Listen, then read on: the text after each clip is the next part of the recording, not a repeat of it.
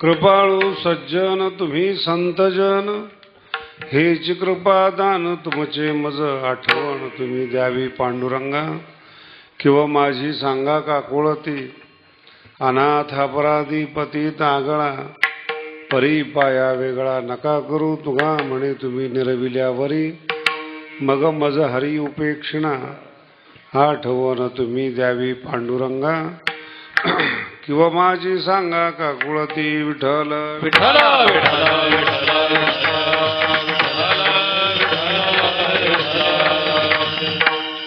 जगद्गुरु तुकोबारायांचं आयुष्य तुम्हा आम्हा सगळ्यांना माहिती आहे. वारकरी संप्रदायातले जे अध्वर्यू आहेत, ज्यांनी वारकरी संप्रदायाची स्थापना केली, भगवान श्री ज्ञानोबाराय, ज्यांनी मराठी भाषेमध्ये संस्कृतमध्ये असणारं तत्वज्ञान सर्वसामान्य लोकांसाठी मोकळं केलं. लोपले ज्ञान जगी, हित नेनती कोणी. सगळ्या जगामध्ये ज्ञानाचा लोप झाला, अक्षराच्या गाठीमध्ये ज्ञान बंदिस्त झालं. त्यामुळं सर्वसाधारण माणसाला जगण्याची दिशा हे काही असं लक्षात येईना. आणि जे ज्ञानेश्वरी वाचत नाही त्यांना आजही लक्षात येत नाही. हे माऊलीच्याही काळामध्ये ज्ञानेश्वरी न वाचल्यामुळे कोणाला संत म्हणावं, कोणत्या देवाला पाया पडावं, कुठल्यांना ज्ञानी म्हणावं, आपल्याला गोड बोलतो तो चांगला माणूस, एवढी व्याख्या असते. सर्वसामान्य माणूस जो असतो ना, त्याची एवढी एकच व्याख्या असते, गोड बोलतो तो चांगला माणूस. ज्ञानोबाने खूप सुंदर ज्ञानेश्वरीमध्ये दृष्टांत दिलेला आहे. व्याधाचे चारा घालाने. कसाई असतो ना, कसाई, तो बोकडाला असं हिरवा चारा खाऊ घालतो. मी तुमच्यासाठी बोलतोय. हिरवा चारा शब्दाचा अर्थ काय? गोड शब्द. ज्या साधूला ज्ञान नाही, कीर्तन नाही, प्रवचन नाही, असा अनाभ्यासू साधू सुद्धा चांगल्या साधूपेक्षा जास्त डिमांड घेतो. मी असे साधू बघितले ज्याला गीतेचं एक अक्षर येत नाही, पण 2-2 लाख लोक प्रवचनाला असतात.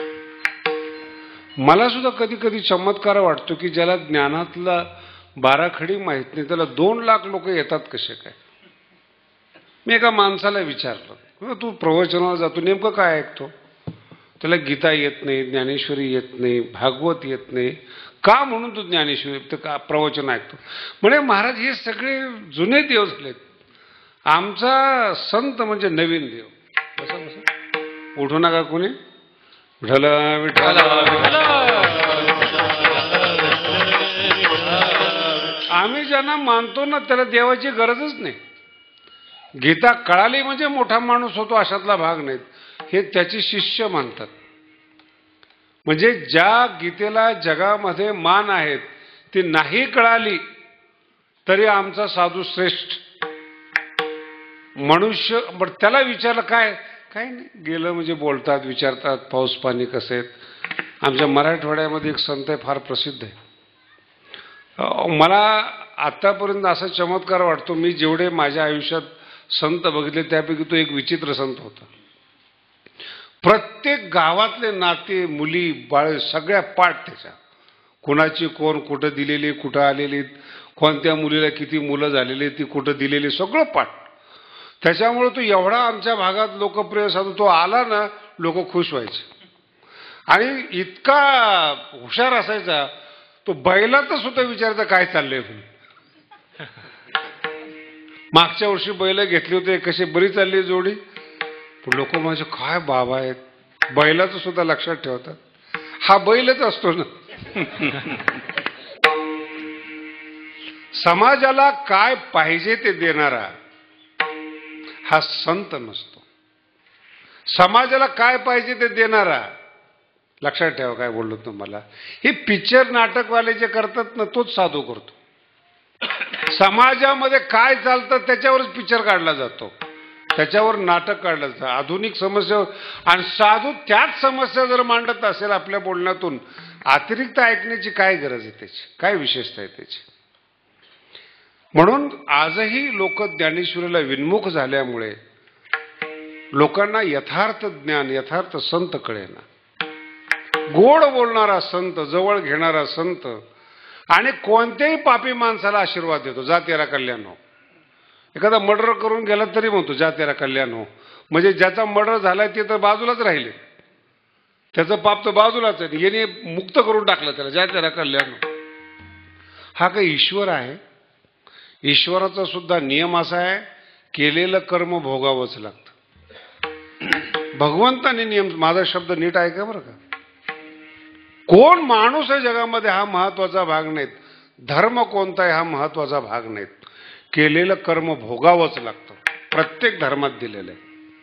ख्रिश्चन धर्म असो, मुस्लिम धर्म असो, हिंदू धर्म असो, केलेलं कर्म भोगा, तरी सुद्धा माणसं वाईट वागतातच. सगळ्या धर्मातल्या लोकांना सगळी तत्व माहिती असून वाईट वागतात. हे ज्ञान ज्ञानोबांनी समाजासाठी ज्ञानेश्वरीतून आपल्यासाठी प्रगट केलेलं आहे. आपल्याला ज्ञानेश्वरीच्या नावाखाली दुसरं काहीतरी सांगणारा संत पाहिजे.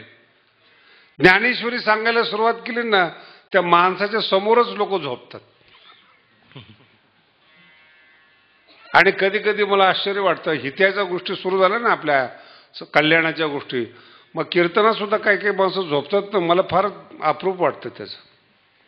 हे दोन पाखवात चालू असतात, टाळ चालू असतो, एवढ्या जोर जोरात वाजतात तरी हा माणूस झोपतो, म्हणजे चमत्कार आहे. आणि घरात थोडी खडबड झाली की जागा होतो. हे वैशिष्ट्य आहेत महाराज, हे पापच आहेत. कीर्तनात झोप येते आणि झोपल्यानंतर ज्याला झोप येत नाही, दोन्ही पापाचीच लक्षणं आहेत. कळत नाही आपल्याला या गोष्टी काय गोष्टी असतात म्हणून. ज्ञानोबांनी ज्ञानेश्वरी मुक्त केली. तुकोबारायांच्या संसाराच्या बद्दल काही सांगायला पाहिजेत अशातला भाग नाही, पण या अभंगाची भूमिका इतकी सुंदर आणि गोड आहे. तुकोबाराय आळंदीची वारी करत होते. शुद्ध वारी ही विठ्ठलाची असते आणि वद्य वारी ज्ञानोबारायांची असते. जवळच आळंदी असल्यामुळं दर महिन्याला तुकोबाराय आळंदीला येत होते. आणि आळंदीचं वैशिष्ट्य असं आहे, ज्ञानेश्वरी लिहिली ज्ञानोबारायांनी, पण स्वतः करता काही मागितलं नाही. किंबहुना सर्व सुखी. अनुभवामृत लिहिलं, 65 लिहिली, हरिपाठ लिहिला, पण स्वतःसाठी काही मागणं केलं नाही. आणि ज्यावेळेस ज्ञानोबाराय समाधीला बसत होते आणि या जगातले माझं बोलणं गंभीरतेनं ऐका बोल का, संप्रदाय तुम्हाला कळेल. जगातले सगळ्यात भाग्यवान ज्ञानोबा आहेत. समाधी अवस्थेमध्ये एका बाजूला भगवंत आहेत आणि एका बाजूला गुरु उभे आहेत. काय पाहिजे अजून जगामध्ये? मरत असताना आपल्या तोंडात माशा असतात महाराज. म्हातारा मरावा म्हणून त्याचे पोरं नवस करतात. नवसी होती इतरी निधनी माझ्या. शेजारचा माणूस ज्या घराशी आपला काही संबंध नसतो ते सुद्धा म्हणतात शिनिविल हा म्हातारा बहुताते. अजून बऱ्याच दिवस हा म्हातारा जो आहे ना तग धरणार आहेत आणि घरच्या लोकांना कंटाळा आणल्याशिवाय राहणार नाहीत. ते सेवाही करत नसतात. काय जगलात तुम्ही आयुष्यामध्ये? आपण मरावं म्हणून आपल्या घरातले लोक जर नवस करत असतील, शेजारी पाजारी नवस करत असतील, काय कसलं जीवन जगलं? कुठल्या अंकारामध्ये तुम्ही राहिले? काय जीवन जगलात तुम्ही? तुम्ही आज कीर्तनाला आलात ना, हे काही कुठलाही कीर्तनकार चमत्कार सांगत नाही. गंडे तावीत कीर्तन झाल्यावर विकत नाही. तो गळ्यामध्ये माळ जी असते ना ती ऊस वाढावा म्हणून नसते, भाव मिळावा म्हणून नसते. तुम्ही इथं आलात त्याचं एकच कारण आहे, हे आयुष्य आपल्या वाट्याला यायला नको. परमार्थ हा म्हातारपणात उपयोगाला येतो. उपयोगाला म्हातारपणात करायचा नसतो. शेवटीचा दिस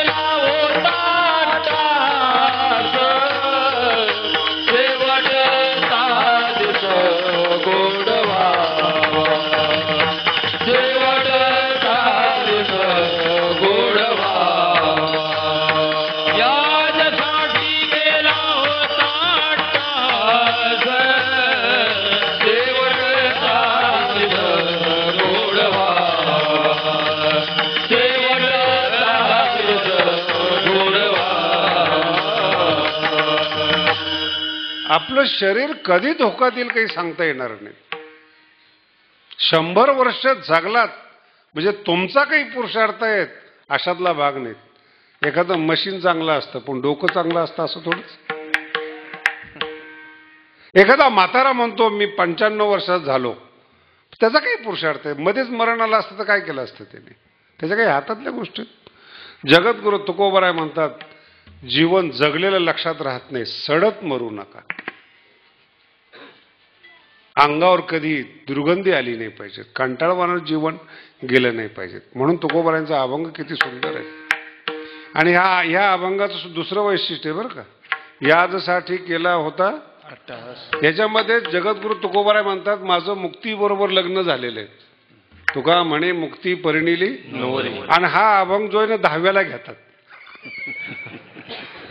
म्हणजे ते कीर्तन करायला तरी या अभंगाचा अर्थ माहिती पाहिजे ना, कारण की लग्नाचा अभंग आहे. तुका म्हणे मुक्ती परिणिली नोवरी, आता दिवसचारी राही. नवीन नवीन लग्न झाले. तुकोबराय म्हणतात मुक्तीबरोबर उर्वरित जे माझं आयुष्य आहे ते आता खेळीमेळी जाणार आहे.